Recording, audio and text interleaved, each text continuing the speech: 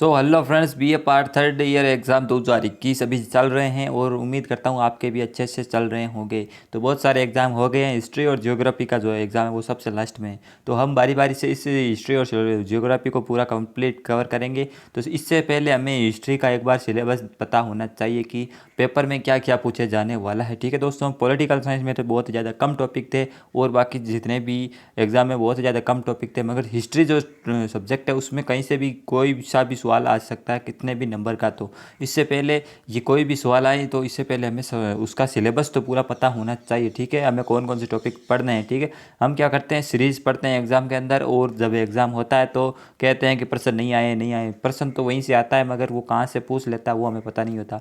तो एक बार अगर आप सिलेबस देख लेंगे तो आपको अच्छे से पता चल जाएगा कि प्रश्न चाहे कहीं से भी आए, आप ये नहीं कहोगे कि प्रश्न कहाँ से आया है। और जो मैं आपको अब हिस्ट्री और जियोग्राफी कराने वाला हूँ, वहाँ से अगर आप पढ़ेंगे तो आपका एक भी पर्सन छूटने वाला नहीं है। क्योंकि दोस्तों पॉलिटिकल साइंस में लगभग 50% जो पर्सन थे, यानी कि आपको 50% पेपर करना था, और 50% जो पर्सन थे वो हमारे द्वारा प्रोवाइड किए गए पेपर से थे। ठीक है, टेलीग्राम पर मैंने उसका प्रूफ भी आपको डाल रखा है। तो चलिए अब हिस्ट्री का सिलेबस देखते हैं। सबसे पहले पेपर फर्स्ट जो भारत का भूगोल है उसका देखते हैं। ठीक है, सिलेबस हमें पता होना चाहिए, तभी हम एग्ज़ाम के जो है अच्छे से लिख पाएंगे। ठीक है, तो सबसे पहले हम देखते हैं कि जो हिस्ट्री फर्स्ट है, फर्स्ट पेपर भारत का भूगोल, उसमें इकाई एक में कौन कौन से टॉपिक है। तो सबसे महत्वपूर्ण टॉपिक है पानीपत का तृतीय युद्ध। ठीक है, पानीपत का तृतीय युद्ध कब हुआ, क्या हुआ, इसके कारण क्या थे, परिणाम क्या थे। ठीक है, इसके बारे में।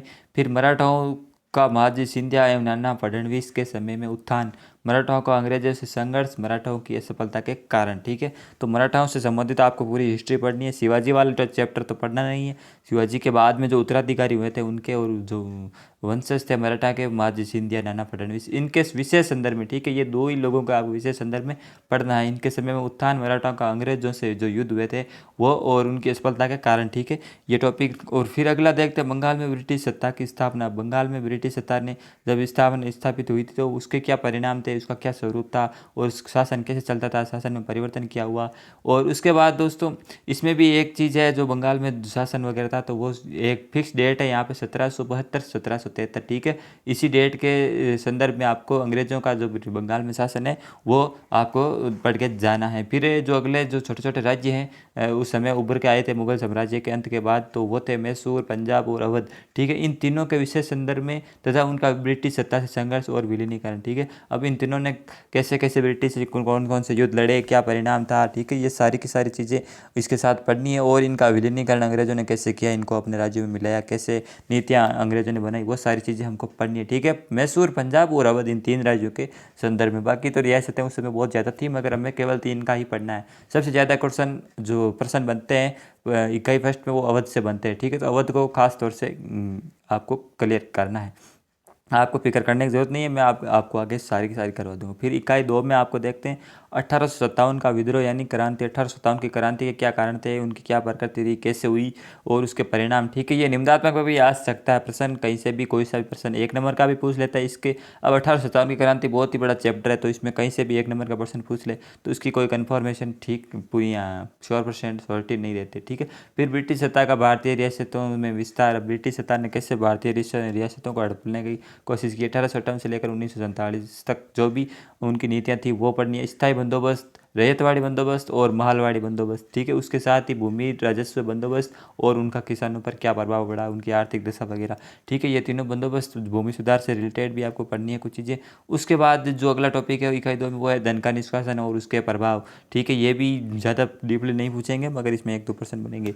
ब्रिटिश सत्ता के आर्थिक प्रभाव, ब्रिटिश सत्ता ने कौन कौन से कैसे इस देश को लूटा, क्या क्या किया, उनकी नीतियाँ वगैरह। ठीक, वो आर्थिक प्रभाव, भारतीय राष्ट्रीयता के उदय के कारण, और नरम दल गरम दल के जो भूमिका है वो, भारतीय राष्ट्रीय जो कांग्रेस वगैरह है वो नरम दल कैसे गरम दल। ठीक है, उसमें डीपली तो नहीं पूछेगा, मगर पूछेगा एक दो परसेंट। यहाँ पे साफ साफ सिलेबस में दे रहेगा गरम दल और नरम दल। ठीक है, तो इसके बारे में आपको विशेषतः पढ़ना है। वैसे राष्ट्रीय कांग्रेस के बारे में इसमें नहीं है, तो आपको वैसे तो पढ़ना तो है ही। निम्नात्मक क्वेश्चन में आ जाए तो आपको लिखना तो पड़ेगा। फिर भारत सरकार से 1919 से 1935 के अधिनियम की मुख्य विशेषताएं। 1919 और जो 1935 का भारत शासन अधिनियम था उसकी विशेषताएं, मुख्य, केवल और केवल मुख्य विशेषताएं। ठीक है, वो आपको पढ़ के जानी है। ये इकाई दो हो गई। अब इकाई तीन के अंदर देखते हैं 1920 से 1947 से के जो मध्य स्वतंत्रता आंदोलन हुए थे वो ठीक है। स्वतंत्रता आंदोलन जो भी गांधी जी के द्वारा सत्याग्रह हुआ था, नमक आंदोलन, वो जैसे जितने भी आंदोलन थे सारे के सारे आपको पढ़ के जाने हैं। स्वतंत्रता आंदोलन 1920 से लेकर 1947, वो सारी की सारी चीज़ें आपको पढ़ के जानी है, ठीक है। फिर अगला जो टॉपिक है वो है सांप्रदायिक राजनीति का विकास, जो धर्म के आधार पर राजनीति हुई थी उसका कैसे विकास हुआ, कैसे बंटवारा हुआ देश का, वो भी आपको पढ़ना है इकाई 3 के अंदर, ठीक है। ये सब इकाई 3 में जो चैप्टर है, जो टॉपिक है, उनमें निम्नात्मक प्रश्न बनने के ज़्यादा चांस रहते हैं। प्रश्न तो हालांकि छोटे वाले भी बन जाते हैं मगर ज़्यादा चांस निम्नात्मक के रहते हैं। फिर अगला टॉपिक भारत विभाजन, स्वतंत्रता में सहायक तत्व है। अब भारत विभाजन तो मैंने आपको भी बता दिया कि भारत विभाजन सांप्रदायिक राजनीति का ये अंग था। और उसके बाद स्वतंत्रता में सहायक तत्व है। स्वतंत्रता में कौन कौन से तत्व है हमारे फैक्टर काम किए थे, किस कैसे हुआ था, ठीक है। वो स्वतंत्रता से संबंधित आपको सारी चीज़ें पढ़नी है। 1950 संविधान की मुख्य विशेषताएं, हमारे भारतीय संविधान की विशेषताएं, केवल और केवल विशेषताएं, ऐसा नहीं अनुच्छेद रट के जाना है, आपको विशेषताएं पढ़नी है, क्या क्या विशेषताएं थी, उसके कौन कौन मौलिक अधिकार दिए गए थे, ठीक है। इस प्रकार की छोटी छोटी जो नॉर्मल बातें हैं वो, ठीक है। देशी राज्यों का विलीनीकरण कैसे हुआ सरदार पटेल की सहायता से, वो सारी चीज़ें आपको पढ़ानी है। और उनके जो विलीनीकरण हुआ उनके में क्या समस्या आई, ठीक है। समस्याएं जो भी आई वो आपको मेंशन करनी है खास तौर पर, ठीक है। तो ये अपना पेपर फर्स्ट हो गया है।